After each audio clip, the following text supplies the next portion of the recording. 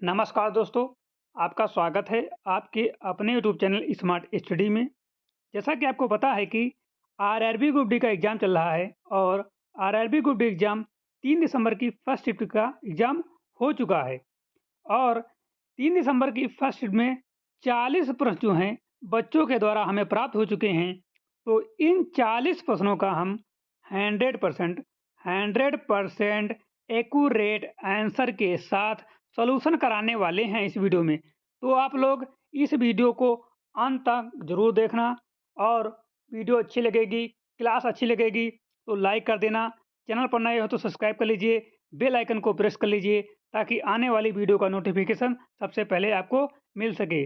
जो लोग हमारे टेलीग्राम चैनल को अभी तक ज्वाइन नहीं किए हैं, वो लोग टेलीग्राम चैनल को ज्वाइन कर लें। टेलीग्राम की लिंक जो है कमेंट बॉक्स में मिल जाएगी। वहाँ लिंक पे क्लिक करके आप लोग ज्वाइन कर लेना और आगे की शिफ्टों में जिन बच्चों का एग्ज़ाम है, वो बच्चे क्वेश्चन भेज देना ताकि आगे जिन बच्चों का एग्ज़ाम होगा, उनके लिए मदद हो सकेगी।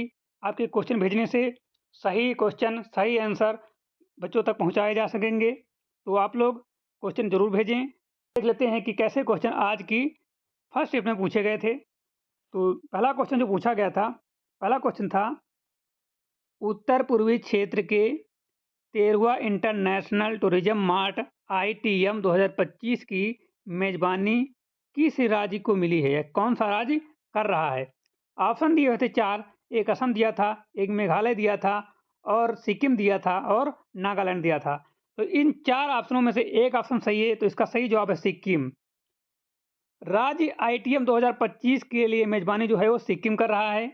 पर्यटन और संस्कृति को इससे बढ़ावा मिलेगा, व्यापार और पर्यटन नेटवर्किंग का अवसर मिलेगा और राज्य की अंतर्राष्ट्रीय पहचान को मजबूती मिलेगी। ये इसके कुछ फैक्ट हैं। अगला क्वेश्चन जो पूछा गया था कि मार्च 2025 में, भाई करंट से क्वेश्चन बहुत पूछे जा रहे हैं।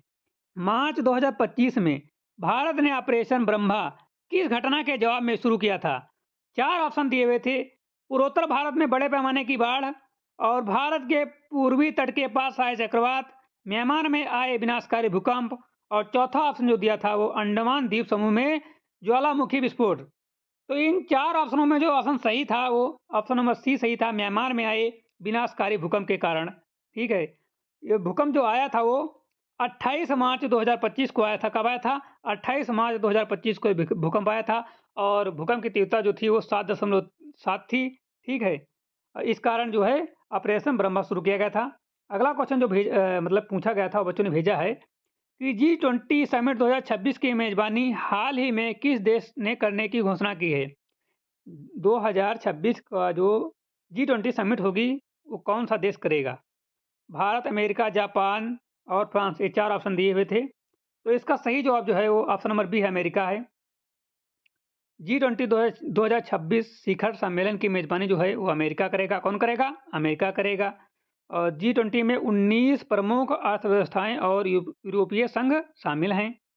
यह आर्थिक सहयोग और वैश्विक नीतियों पर चर्चा का मंच होता है और पिछले सम्मेलन 2025 में भारत में आयोजित किया गया था। जो पिछला सम्मेलन हुआ था जी20 का, वो भारत में हुआ था। कहाँ हुआ था? भारत में हुआ था।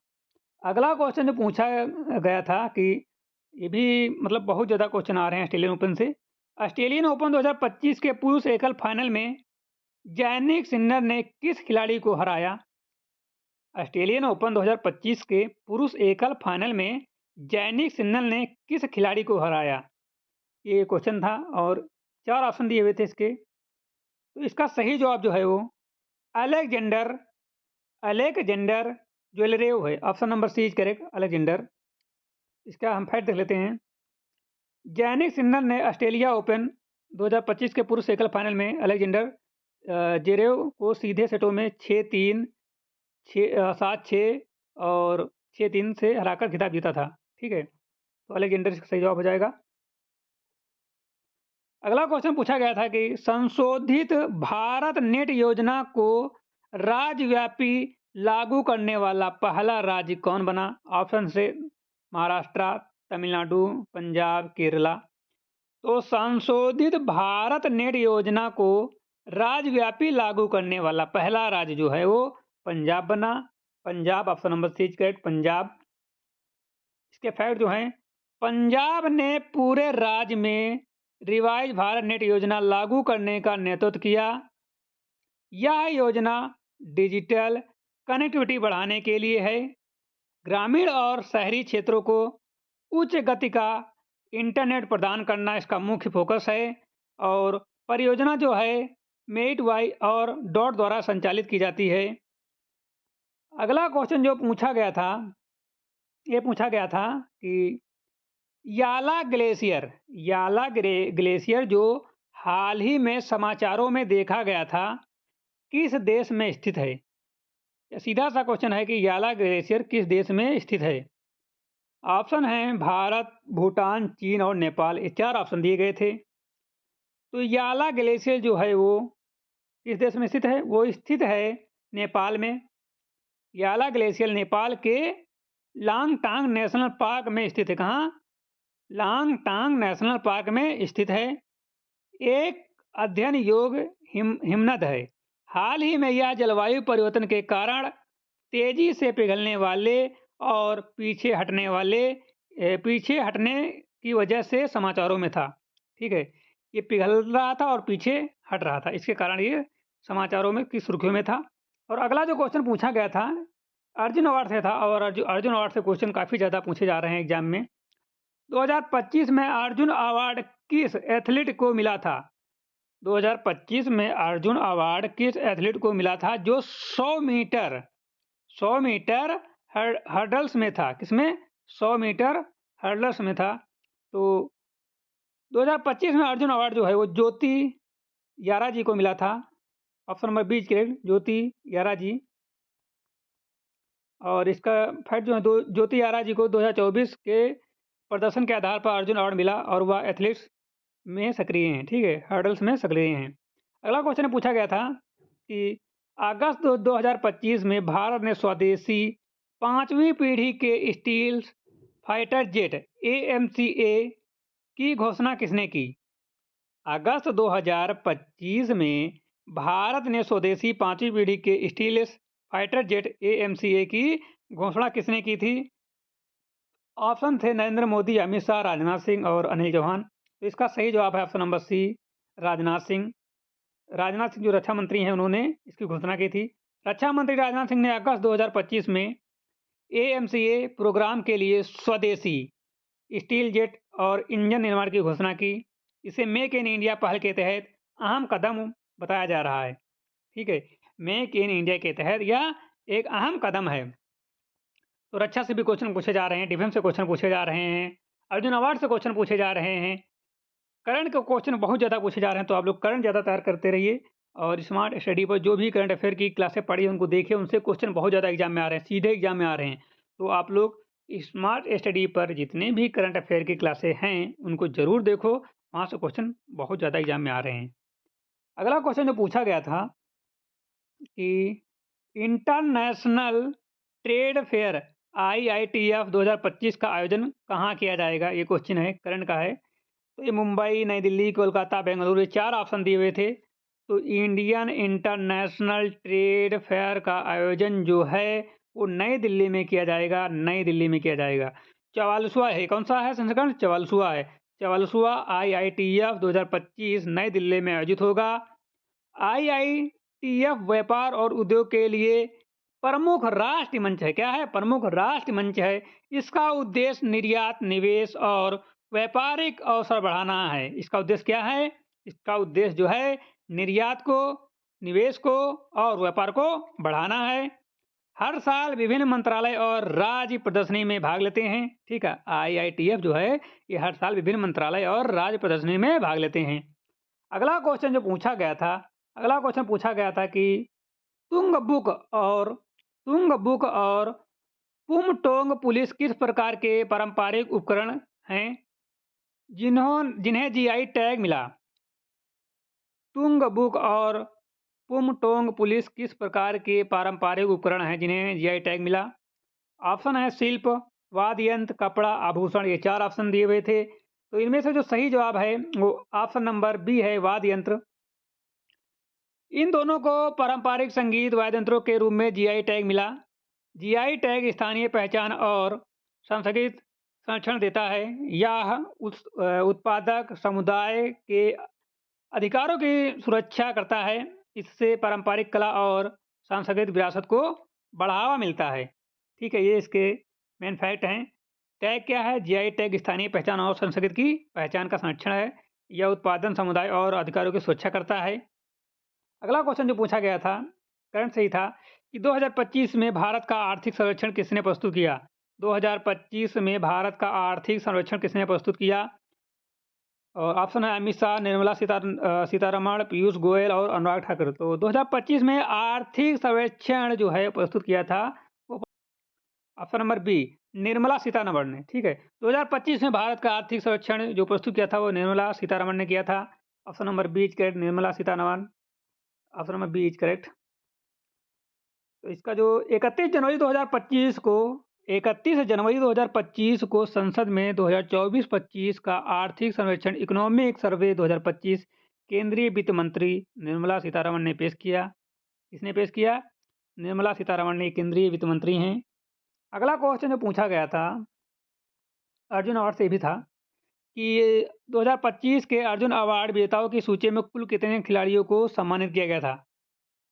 बहुत इंपॉर्टेंट क्वेश्चन है। 2025 के अर्जुन अवार्ड विजेताओं की सूची में कुल कितने खिलाड़ियों को सम्मानित किया गया था? तो 2025 के अर्जुन अवार्ड में जो है 32 खिलाड़ियों को सम्मानित किया गया। ये क्वेश्चन हमने फैक्ट में बताया था पहले क्लासों में। फैक्ट में क्वेश्चन बताया था और फैक्ट से क्वेश्चन पूछ लिया गया। तो 2025 के अर्जुन अवार्ड में जो 32 खिलाड़ी थे उनको सम्मानित किया गया था अर्जुन अवार्ड में। और ministry of youth affairs and sport ने 2024 नेशनल स्पोर्ट अवार्ड के अंतर्गत कुल 32 खिलाड़ियों को अर्जुन अवार्ड देने की घोषणा की है।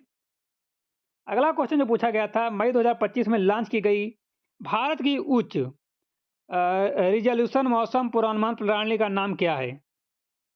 तो इसका जो नाम है मई में लॉन्च हुई थी, इसका नाम है ऑप्शन नंबर क्या नाम है इसका? इसका नाम है भारत फोरकास्ट सिस्टम, बीएफएस। 26 मई 2025 को भारत ने अपनी स्वयं द्वारा विकसित उच्च रिजोल्यूशन मौसम model Bharat forest system BFS launch किया। क्या लॉन्च किया? बीएफएस लॉन्च किया, भारत फोरकास्ट सिस्टम। अगला क्वेश्चन जो पूछा गया था कि विश्व निमोनिया दिवस कब मनाया जाता है? बहुत ही ज़्यादा इजी क्वेश्चन पूछ लिया गया ये कि विश्व निमोनिया दिवस कब मनाया जाता है। तो ऑप्शन थे 10 नवंबर, 12 नवंबर, 14 नवंबर और 15 नवंबर। तो विश्व निमोनिया दिवस जो है वो 12 नवंबर को मनाया जाता है। कब मनाया जाता है? 12 नवंबर को। 12 नवंबर को विश्व स्तर पर निमोनिया और श्वसन स्वास्थ्य का जागरूकता को बढ़ाने के लिए यह दिवस मनाया जाता है। यह दिन विशेष रूप से बच्चों में रोग प्रबंधन पर केंद्रित है। टीकाकरण और स्वास्थ्य उपायों पर फोकस किया जाता है इस दिन, और डब्ल्यूएचओ द्वारा प्रमोट किया जाता है। तो विश्व निमोनिया दिवस जो है 12 नवंबर को मनाया जाता है। और यह जो दिवस होता है मुख्य रूप से बच्चों में रोग प्रबंधन के लिए, मतलब कि रोकने के लिए किया जाता है, और टीकाकरण और स्वास्थ्य उपायों में फोकस करने के लिए, और डब्ल्यूएचओ द्वारा इसे प्रमोट किया जाता है। डब्ल्यूएचओ की देखरेख में होता है ये। अगला क्वेश्चन जो पूछा गया था, अगला क्वेश्चन पूछा गया था कि मई 2025 में लॉन्च की गई भारत की उच्च रिसोल्यूशन मौसम पूर्वानुमान प्रणाली का नाम क्या है? ये क्वेश्चन अभी हमने बताया था कि Bharat forecast system. Option number C is correct, Bharat forecast system. तो अगला क्वेश्चन ये पूछा गया था कि मीट वाई ने त्रिपुरा में कौन सी कार्यशाला शुरू की? तो ये जो शुरू की गई थी कार्यशाला जो थी वो साइबर भारत सेतु थी, साइबर भारत सेतु। मेट वाई ने साइबर सुरक्षा और डिजिटल साझरता को बढ़ाने के लिए यह कार्यशाला शुरू की। यह युवाओं और सरकारी कर्मचारियों के लिए प्रशिक्षण है। साइबर सुरक्षा जागरूकता बढ़ाने का उद्देश्य है। इसे राज्य में क्रमशः अन्य केंद्रों में भी आयोजित किया जाता है। राज्य के अलावा इसे केंद्रों में भी आयोजित किया जाता है।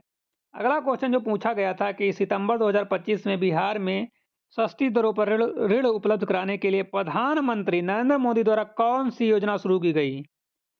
सितंबर 2025 में बिहार में सस्ती दरों पर ऋण उपलब्ध कराने के लिए प्रधानमंत्री नरेंद्र मोदी द्वारा कौन सी योजना शुरू की गई? Which scheme was launched by PM Narendra Modi in September 2025 to provide affordable loan in Bihar? तो इसका जो सही चार ऑप्शन दिए हुए थे, ऑप्शन में चार ऑप्शन थे। प्रधानमंत्री मुद्रा योजना, और बिहार राज्य जीविका निधि सहकारी संघ, और तीसरा था जनधन क्रेडिट मिशन, और चौथा ऑप्शन जो था जीविका निधि क्रेडिट कोऑपरेटिव सोसाइटी। ये 4 ऑप्शन दिए हुए थे। तो इसका सही जवाब जो था, सही जवाब था ऑप्शन नंबर डी, जीविका निधि क्रेडिट कोऑपरेटिव सोसाइटी। जीविका निधि क्रेडिट कोऑपरेटिव सोसाइटी। यह योजना जो 2 सितंबर 2025 को पीएम मोदी ने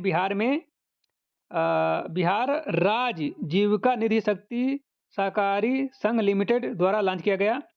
इस जिसका उद्देश्य जीविका यानी कि स्व सहायता समूह से जुड़ी है, और स्वयं सहायता समूह मतलब जो महिलाएं होती थी उनको कम ब्याज दरों पर जो है ऋण उपलब्ध कराना इसका मेन मकसद है। मोटो इसका क्या है कि मतलब कम ब्याज पर ऋण उपलब्ध कराना। अगला क्वेश्चन जो पूछा गया था कि छठे राष्ट्रीय जल पुरस्कार 2024 में, छठे राष्ट्रीय जल पुरस्कार 2024 में सर्वश्रेष्ठ राज्य कौन से घोषित हुआ? छठे राष्ट्रीय जल पुरस्कार 2024 में सर्वश्रेष्ठ राज्य कौन घोषित हुआ? ऑप्शन है गुजरात, महाराष्ट्र, तमिलनाडु, पंजाब। ये 4 ऑप्शन दिए हुए हैं। तो छठे राष्ट्रीय जल पुरस्कार 2024 में सर्वश्रेष्ठ राज्य जो घोषित हुआ है वो है महाराष्ट्र। ऑप्शन नंबर 20 का है महाराष्ट्र।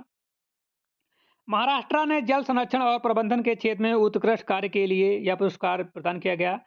महाराष्ट्र को जल संरक्षण और प्रबंधन के क्षेत्र में उत्कृष्ट प्रदर्शन के लिए यह पुरस्कार दिया गया। राज्य में जल पुनर्चक्रण और संरक्षण पहले बढ़ रही है। राष्ट्र स्तर पर जल जागरूकता कार्यक्रम आयोजित किए गए। पुरस्कार में प्रोत्साहित राशि और प्रमाण पत्र दिया जाता है। ठीक है, कुछ पैसा और प्रमाण पत्र दिया जाता है। अगला क्वेश्चन जो पूछा गया था, ये क्वेश्चन पूछा गया था कि जनजातीय गौरव दिवस कब मनाया जाता है? जनजातीय गौरव दिवस कब मनाया जाता है? ऑप्शन है 12 नवंबर, 15 नवंबर, 18 नवंबर और 20 नवंबर। ये 4 ऑप्शन दिए हुए थे और क्वेश्चन पूछा था जनजातीय गौरव दिवस कब मनाया जाता है। ये वन लाइनर क्वेश्चन है, वन लाइनर। तो इसका सही जवाब 15 नवंबर। यह दिन आदिवासी समुदाय की सांस्कृतिक और सामाजिक पहचान के लिए मनाया जाता है। किसके लिए मनाया जाता है? पूछा जाए, ये क्वेश्चन पूछा जा सकता है कि जनजातीय गौरव दिवस क्यों मनाया जाता है, तो आपको बताना है आदिवासी समुदाय की सांस्कृतिक और सामाजिक पहचान के लिए। ठीक है, और कब मनाया जाता है? 15 नवंबर को। मुख्य कार्यक्रम आदिवासी परंपराओं और कलाओं पर आधारित होते हैं। इसके जितने भी कार्यक्रम होते हैं वो आदिवासी परंपराओं और कलाओं पर आधारित होते हैं। राज्य और केंद्र सरकार द्वारा आयोजन किया जाता है। इसका आयोजन जो है राज्य के द्वारा भी किया जाता है और केंद्र सरकार द्वारा भी किया जाता है। यह दिन शिक्षा और विकास पर भी फोकस करता है। यह दिन जो 15 नवंबर होता है शिक्षा और विकास पर भी फोकस करता है। इसके मेन पॉइंट थे। अगला क्वेश्चन जो पूछा गया था कि 44वें IITF 2025 का थीम क्या है?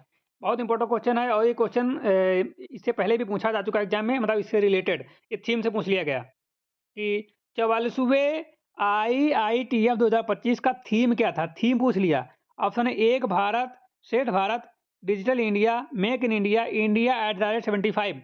ये 4 ऑप्शन दिए हुए थे। तो 44वें IITF 2025 का जो थीम था एक भारत श्रेष्ठ भारत। एक भारत हो, श्रेष्ठ भारत हो। 44वें IITF का मुख्य उद्देश्य राष्ट्र एकता और विकास को बढ़ावा देना है।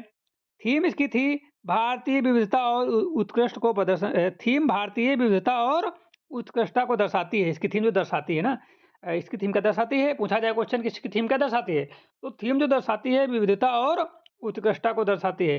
प्रदर्शन में राज्य और केंद्र सरकार का स्टॉल भी शामिल है। व्यापारिक सहयोग और निवेश पर ध्यान केंद्रित होता है इससे। ठीक है, इससे क्या क्या केंद्रित होता है? व्यापारिक सहयोग और निवेश पर ध्यान केंद्रित होता है। अगला क्वेश्चन जो पूछा गया था कि उड़ीसा के कितने समुद्र तटों को ब्लू फ्लैग प्रमाण पत्र मिला? उड़ीसा के कितने समुद्र तटों को ब्लू फ्लैग प्रमाण पत्र मिला या प्रमाणन मिला? ऑप्शन है 1, 2, 3, 4। ये 4 ऑप्शन है 1, 2, 3, 4। 4 तटों को, 1 तट को, 2 तट को। कितने तटों को मिला? तो ये जो मिला था 2 तटों को। 2 समुद्री तटों को अंतर्राष्ट्रीय पर्यावरणीय मानकों के अनुसार ब्लू फ्लैग मिला। ठीक है, अंतर्राष्ट्रीय पर्यावरणीय मानकों के अनुसार ब्लू फ्लैग जो है 2 तटों को मिला उड़ीसा के। यह समुद्र तटों की स्वच्छता और सुरक्षा का प्रमाणन है। पर्यावरण संरक्षण और पर्यटन के लिए महत्वपूर्ण है। विश्व स्तर पर यह पुरस्कार प्रतिष्ठित माना जाता है। विश्व स्तर पर यह पुरस्कार जो है प्रतिष्ठित माना जाता है, विश्व स्तर पर, वर्ल्ड में। ठीक है, अगला क्वेश्चन जो पूछा गया था, अगला क्वेश्चन पूछा गया था ये अर्जुन अवार्ड से है कि 2025 में अर्जुन अवार्ड किस ज्वलंत 2025 में अर्जुन अवार्ड किस ज्वलंत पैरालंपिक एथलीट को मिला? जिसमें एक महिला निशानेबाज भी शामिल थी। तो इसका सही जवाब जो है वो मोना अग्रवाल हैं। 2024 के राष्ट्रीय खेल पुरस्कारों में पैरालंपिक निशानेबाज मोना अग्रवाल को अर्जुन अवार्ड से सम्मानित किया गया। अगला क्वेश्चन ये पूछा गया था, डीआरडीओ ने किस प्रकार के वाहन विकसित किए? डीआरडीओ ने किस प्रकार के वाहन विकसित किए? ऑप्शन थे, 4 ऑप्शन थे, इन चारों में से एक सही है। तो डीआरडीओ ने एमपीएयूवी वाहन जो विकसित किए। डीआरडीओ ने पोर्टेबल और स्वायत्त अंडर वाटर वाहन विकसित कर दिए। इसका मुख्य उपयोग समुद्री खुफिया और सुरक्षा कार्यों में होगा। हल्के और पोर्टेबल होने के कारण तटीय संचालन में सुविधा मिलेगी। इससे नई तकनीक भारत की रक्षा क्षमताओं को बढ़ाएगी। अगला क्वेश्चन जो पूछा गया था, दीप्ति शर्मा ने उत्तर प्रदेश पुलिस में किस पद पर शामिल हुई? और ये ऑप्शन जो हुए थे, डीएसपी था, इंस्पेक्टर था, सब इंस्पेक्टर था और सुपरिंटेंडेंट ऑफ पुलिस था। डीएसपी, इंस्पेक्टर, सब इंस्पेक्टर और तीसरा सुपरिटेंडेंट ऑफ पुलिस था। तो इसका सही जवाब जो है डीएसपी था। दीप्ति शर्मा ने उत्तर प्रदेश पुलिस में डीएसपी के रूप में कार्यभार संभाला। डीएसपी मध्य स्तरीय अधिकारी होता है। क्या होता है? मध्य स्तरीय अधिकारी होता है। कानून और व्यवस्था को बनाए रखने में प्रमुख भूमिका निभाता है डीएसपी, और प्रदेश पुलिस के प्रशिक्षण और संचालन में यह शामिल होता है। अगला क्वेश्चन जो पूछा गया था, कि 2027 में सीओपी 32 2027 में सीओपी 32 जलवायु शिखर सम्मेलन की मेजबानी कौन करेगा? 2027 में सीओपी 32 जलवायु शिखर सम्मेलन की मेजबानी कौन करेगा? ऑप्शन है भारत और इथोपिया, चीन या फिर जर्मनी। इन चारों में से एक ऑप्शन सही है। तो 2027 में सीओपी 32 जलवायु शिखर सम्मेलन की मेजबानी जो है वो इथोपिया करेगा। 2027 का सीओपी 32 सम्मेलन इथोपिया में आयोजित होगा। सीओपी सम्मेलन जलवायु परिवर्तन पर वैश्विक निर्णय लेने का मंच है। इसमें विश्व के प्रमुख देश भाग लेते हैं और सम्मेलन में कार्बन उत्सर्जन और सतत विकास पर चर्चा होती है। ये इसके कुछ फैक्ट थे। अगला क्वेश्चन जो पूछा गया था कि क्रिकेटर ऋचा घोष किस राज्य पुलिस में डीएसपी बनी? क्रिकेटर ऋचा घोष किस राज्य में डीएसपी बनी? ऑप्शन है उत्तर प्रदेश, पश्चिम बंगाल, महाराष्ट्र, तमिलनाडु। तो जो क्रिकेटर ऋचा घोष हैं जो हैं वो पश्चिम बंगाल में डीएसपी बनी। ऋचा घोष पश्चिम बंगाल राज्य पुलिस में डीएसपी के रूप में शामिल हुई। किसके रूप में? डीएसपी के रूप में शामिल हुई। खेल और पुलिस सेवाओं दोनों में उत्कृष्ट प्रदर्शन किया उन्होंने। राज्य पुलिस में महिला सशक्तिकरण का उदाहरण है वो। डीएसपी पद मध्य स्तरीय अधिकारी के रूप में कार्य करता है। ठीक है, डीएसपी पद मध्य स्तरीय अधिकारी के रूप में कार्य करता है। अगला क्वेश्चन जो पूछा गया था कि ड्राफ्ट सीड बिल 2025 का उद्देश्य क्या है? ड्राफ्ट सीड बिल 2025 का उद्देश्य क्या है? तो ड्राफ्ट सीड 2025 का मुख्य उद्देश्य जो है वो सीड्स एक्ट 1966 को बदलना था। सीड्स एक्ट 1966 को बदलना था। ऑप्शन नंबर बीच करेक्ट है। इसका फैक्ट जो है, ड्राफ्ट सीड बिल 2025 बीजों की गुणवत्ता और वितरण को बेहतर बनाने हेतु पुराने कानून को बदलने का उद्देश्य रखता है। ठीक है, क्या रखता है? ड्राफ्ट सीड बिल 2025 जो है वो बीजों की गुणवत्ता, वितरण को बेहतर बनाने में और पुराने कानून को बनाने का उद्देश्य रखता है। और बीज उपयोग को आधुनिक बनाने का प्रयास किया गया इसके तहत। और किसानों को गुणवत्तापूर्ण बीज उपलब्ध कराना इसका मेन मकसद था। कृषि उत्पादन और सुरक्षा बढ़ाने में इससे सहायता मिलेगी। अगला क्वेश्चन जो पूछा गया था कि 19 नवंबर को किस उत्सव के रूप में मनाने का निर्णय लिया गया? 19 नवंबर को एक उत्सव मनाया जाएगा। आपसे मतलब शुरू किया गया है। तो क्या मनाया जाएगा? ऑप्शन थे किसान उत्सव, विज्ञान उत्सव, शिक्षक दिवस या खेल दिवस। ये करंट से क्वेश्चन बहुत पूछे जा रहे हैं। तो इसका जो 19 नवंबर को जो मनाया जाएगा वो किसान उत्सव दिवस मनाया जाएगा। पीएम किसान की किस्त जारी होने पर इसे किसान उत्सव के रूप में मनाया जाएगा। किसानों के कल्याण और वित्तीय सहायता पर ध्यान, इसका मेन फोकस जो है किसानों के कल्याण और वित्तीय सहायता पर ध्यान देना है। ग्रामीण अर्थव्यवस्था को बढ़ावा देना है। केंद्र सरकार द्वारा राष्ट्रीय कार्यक्रम है ये। अगला क्वेश्चन पूछा गया था कि सुप्रीम कोर्ट ने झारखंड में कितने हेक्टेयर सरंडा वन को वन्य जीव अभयारण्य घोषित करने का निर्देश दिया? ध्यान से क्वेश्चन पढ़ना। सुप्रीम कोर्ट ने झारखंड में कितने हेक्टेयर सरंडा वन को वन्य जीव अभयारण्य घोषित करने का निर्देश दिया? तो ऑप्शन थे 4 इसके। एक था 30,000 हेक्टेयर और दूसरा था 31,468.25 हेक्टेयर और तीसरा था 35,000 हेक्टेयर और चौथा था 40,000 हेक्टेयर। तो इसमें से जो सही जवाब है वो ऑप्शन नंबर बी है। 31,468.25 हेक्टेयर को जो है सुप्रीम कोर्ट ने जो सरंडा वन है इसका वन्य जीव अभयारण्य घोषित करने का निर्देश दिया है। और इसका जो फैक्ट है, सुप्रीम कोर्ट ने वन्य जीव संरक्षण के लिए निर्णय लिया है। किसके लिए? वन्य जीव के संरक्षण के लिए निर्णय लिया है। सरंडा वन उड़ीसा और झारखंड क्षेत्र के पास स्थित है। कहाँ स्थित है? सरंडा वन उड़ीसा और झारखंड के क्षेत्र के पास स्थित है। यह क्षेत्र बाघ और हाथी निवास के लिए महत्वपूर्ण है। किसके लिए? यह क्षेत्र बाघ और हाथी के निवास के लिए महत्वपूर्ण है। संरक्षण से जैव विविधता सुरक्षित रहती है। संरक्षण से जैव विविधता जो है वो सुरक्षित रहती है। अगला क्वेश्चन पूछा गया था कि दिल्ली सरकार ने किसके आश्रितों को अनुकंपा आधारित सरकारी नौकरी देने की नीति को मंजूरी दी? दिल्ली सरकार ने किसके आश्रितों को अनुकंपा आधारित सरकारी नौकरी देने की मंजूरी दी? तो ऑप्शन है 1984 सिख विरोधी दंगा के पीड़ितों को, 2002 गुजराती दंगों के पीड़ितों को, और ऑप्शन सी है बिहार बाढ़ पीड़ितों को, और ऑप्शन डी है पंजाब किसान आंदोलन पीड़ितों को। तो दिल्ली सरकार ने जो है 1984 के सिख विरोधी दंगों के पीड़ितों को जो है वो अनुकंपा आधारित सरकारी नौकरी देने की मंजूरी दी है। ठीक है, इसके फैक्ट जो हैं, दिल्ली सरकार ने दंगों के पीड़ितों को आश्रितों के लिए सरकारी नौकरी की सुविधा दी। यह सामाजिक न्याय और पुनर्वास का कदम है। आश्रितों की आर्थिक सहायता सुनिश्चित करना मेन मकसद इसका है और सरकार की संवेदनशीलता नीति का उदाहरण है। अगला क्वेश्चन पूछा गया था निर्यातकों के लिए CGSE योजना किस उद्देश्य से शुरू की गई? निर्यातकों के लिए CGSE योजना किस उद्देश्य के लिए शुरू की गई? ऑप्शन है वितरण बीज, ऋण उपलब्ध कराने के लिए क्रेडिट गारंटी और कर राहत और प्रशिक्षण। तो इसका सही जवाब ऑप्शन नंबर बी है, ऋण उपलब्ध कराने के लिए क्रेडिट गारंटी। CGSE योजना निर्यातकों को बैंक ऋण लेने में सहायक है। ऋण जोखिम को कम करने का उपाय है। छोटे और मध्यम निर्यातकों को लाभ है, इससे मिलेगा क्या मिलेगा? छोटे और मध्यम निर्यातकों को लाभ मिलेगा। व्यापारी विकास और निवेश को बढ़ावा मिलेगा, या व्यापारी विकास और निवेश बढ़ाने का सहायता मिलेगी।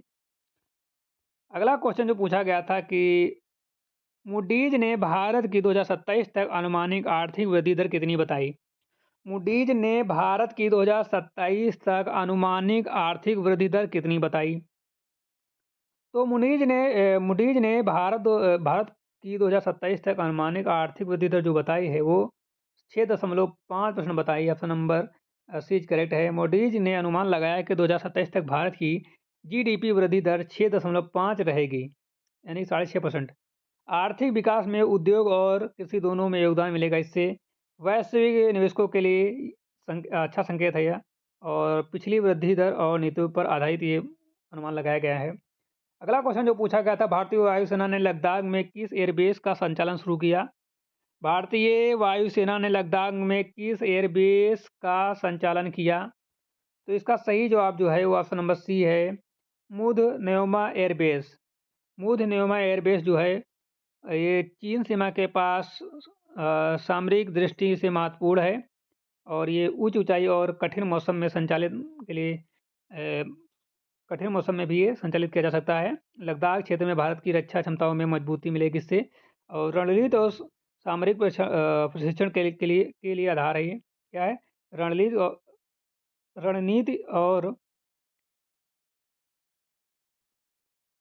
रणनीतिक और सामरिक प्रशिक्षण के लिए यह मुख्य आधार है। अगला क्वेश्चन जो पूछा गया था कि रक्षा मंत्रालय ने T-90 टैंकों के लिए किस कंपनी से इनवर एंटी टैंक गाइडेंस मिसाइल खरीदने का समझौता किया? तो इसका सही जवाब जो है वो भारत डायनेमिक लिमिटेड। 2095.70 करोड़ के समझौते के तहत T-90 टैंकों के लिए मिसाइलें खरीदी जाएँगी। कितनी? T-90 टैंकरों के लिए, T-90 टैंकों के लिए मिसाइलें खरीदी जाएँगी। और जो मिसाइल मिसाइल टैंक क्षमताओं को बढ़ाएँगी। यह सौदा रक्षा उत्पादन और आत्मनिर्भरता को प्रोत्साहित करता है। भारत की रक्षा खरीद की प्रक्रिया का हिस्सा है। अगला क्वेश्चन जो पूछा गया था, ये मोस्ट इम्पोर्टेंट क्वेश्चन है कि डब्ल्यूएचओ ग्लोबल टीबी रिपोर्ट 2025 के अनुसार भारत में टीबी मामले 2024 में प्रति लाख जनसंख्या पर कितने हो गए? इम्पोर्टेंट क्वेश्चन है कि डब्ल्यूएचओ ग्लोबल टीबी रिपोर्ट 2025 के अनुसार भारत में टीबी के मामले 2024 में प्रति लाख जनसंख्या पर कितने हो गए? 237, 200, 187 या फिर 150 प्रति लाख जनसंख्या पर। तो इसका सही जवाब जो है 187। टीबी मामलों में गिरावट को दर्शाते हुए डब्ल्यूएचओ रिपोर्ट ने 2025 में एक आंकड़ा जारी किया कि 187 दिखाया गया प्रति लाख पर 187 व्यक्ति। यह स्वास्थ्य सुधार और जागरूकता का परिणाम है। टीबी नियंत्रण के लिए राष्ट्रीय कार्यक्रम मदद कर रहे हैं। दवा और रोग निवारक उपायों को प्रभावशाली दवा और रोग निवारक उपायों की प्रभावशीलता बढ़ी है। अगला क्वेश्चन पूछा गया था कि 2025 का बुकर पुरस्कार किस लेखक को प्रदान किया गया? 2025 का बुकर पुरस्कार किस लेखक को प्रदान किया गया? ये क्वेश्चन पूछा गया था। 2025 का बुकर लेखक पुरस्कार किस लेखक को प्रदान किया गया? चार ऑप्शन ए थे, सलमान, डेविड और किरण, ये ऑप्शन थे। तो इसका सही जवाब है ऑप्शन नंबर बी, डेविड। ठीक है। 2025 में जो बुकर प्राइज विजेता डेविड जलाए हैं, पुरस्कार साहित्य उत्कृष्टता के पहचानता है। अंतर्राष्ट्रीय स्तर पर प्रमुख साहित्यकारों का सम्मान है ये, और उनके कार्यों में मानव और समाज पर ध्यान केंद्रित होता है। अगला क्वेश्चन ये पूछा गया था कि 2025 आईएसएसएफ वर्ल्ड चैंपियनशिप में पुरुष 10 मीटर एयर पिस्टल स्वर्ण पदक किसने जीता? सिंपल सा क्वेश्चन है कि 2025 आईएसएसएफ वर्ल्ड चैंपियनशिप में पुरुष के 10 मीटर एयर पिस्टल में स्वर्ण पदक किसने जीता? तो इसका सही जवाब जो है वो सम्राट राणा ने। सम्राट राणा सही है। सम्राट राणा ने पुरुष के 10 मीटर एयर पिस्टल स्पर्धा में स्वर्ण जीता। यह प्रतियोगिता अंतर्राष्ट्रीय स्तर की है। भारतीय शूटरों की बढ़ती सफलता को दर्शाता है। आईएसएसएफ के नियमों के अनुसार ये आयोजित की जाती है। अगला क्वेश्चन ये पूछा गया था कि बनास डेयरी ने आलू मूल्य श्रृंखला को मजबूत करने हेतु एक साथ एमओयू किया। तो ये जो था बीबीएसएसएल एमओ का उद्देश्य आलू उत्पादन, वितरण और मूल्य श्रृंखला में सुधार, किसानों की आय बढ़ाने में मदद, आपूर्ति श्रृंखला को मजबूत करने की पहल, स्थानीय और राष्ट्रीय स्तर पर सहयोग। अगला क्वेश्चन ये पूछा गया था कि भारत अंतर्राष्ट्रीय व्यापार मेला IITF 2025 कब और कहाँ आयोजित होगा? कब और कहाँ आयोजित होगा? ऑप्शन थे मुंबई 2025 नई दिल्ली, और 2026 नई दिल्ली, और 2025 कोलकाता। तो इसका सही जवाब है ऑप्शन नंबर बी, नई दिल्ली 2025। IITF 2025 नई दिल्ली में आयोजित होगा। कहाँ आयोजित होगा? नई दिल्ली में आयोजित होगा। व्यापार और उद्योगों के लिए प्रमुख राष्ट्रीय मंच है। किसके लिए? व्यापार और उद्योगों के लिए प्रमुख ये राष्ट्रीय मंच है। केंद्र और राज्य और केंद्र सरकार के स्टार शामिल हैं। निर्यात और निवेश के अवसर को बढ़ावा है, इससे बढ़ावा मिलेगा। तो क्वेश्चन क्या पूछा गया था? क्वेश्चन पूछा गया था कि भारतीय अंतर्राष्ट्रीय व्यापार मेला IITF 2025 कब आयोजित होगा? तो ये आयोजित जो होगा नई दिल्ली में होगा और 2025 में होगा। Option number B is correct. ठीक है। तो आज की क्लास यहीं पर समाप्त होती है। यदि आपको क्लास अच्छी लगी हो तो लाइक करना, चैनल पर नए हो तो सब्सक्राइब कर लीजिए, बेल आइकन को प्रेस कर लीजिए ताकि आने वाली वीडियो का नोटिफिकेशन सबसे पहले आपको मिल सके। जो लोग अभी तक टेलीग्राम चैनल को ज्वाइन नहीं किए हैं, वो लोग टेलीग्राम चैनल को ज्वाइन कर लें, और यदि उनका अगली शिफ्ट में एग्ज़ाम है तो उनको जितने क्वेश्चन याद रहते हैं वो टेलीग्राम पर भेज दीजिए, ताकि आगे जिन बच्चों का एग्ज़ाम है उनके लिए वीडियो बनाया जा सके और उनकी मदद की जा सके कि किस प्रकार के क्वेश्चन पूछे जा रहे हैं, उसी हिसाब से वो बच्चे तैयारी करके जाएँगे। तो आप लोग क्वेश्चन ज़रूर भेजें और टेलीग्राम चैनल को ज़रूर जॉइन करें, ठीक है? और टेलीग्राम चैनल पर जो है पीडीएफ प्रोवाइड कर दी जाएँगी, जब भी पीडीएफ तैयार होंगी तो भेजी जाएँगी। तो टेलीग्राम जॉइन करने से आपका भी फ़ायदा है और क्वेश्चन भेजने के लिए भी आप लोग जॉइन करिए, ताकि सही क्वेश्चन, सही जानकारी दी जा सके, स्मार्ट स्टडी पर स्मार्ट नॉलेज दिया जा सके। तो आप लोग ज़रूर क्वेश्चन भेजें। धन्यवाद, मिलते हैं एक नई क्लास के साथ, तब तक के लिए जय हिंद।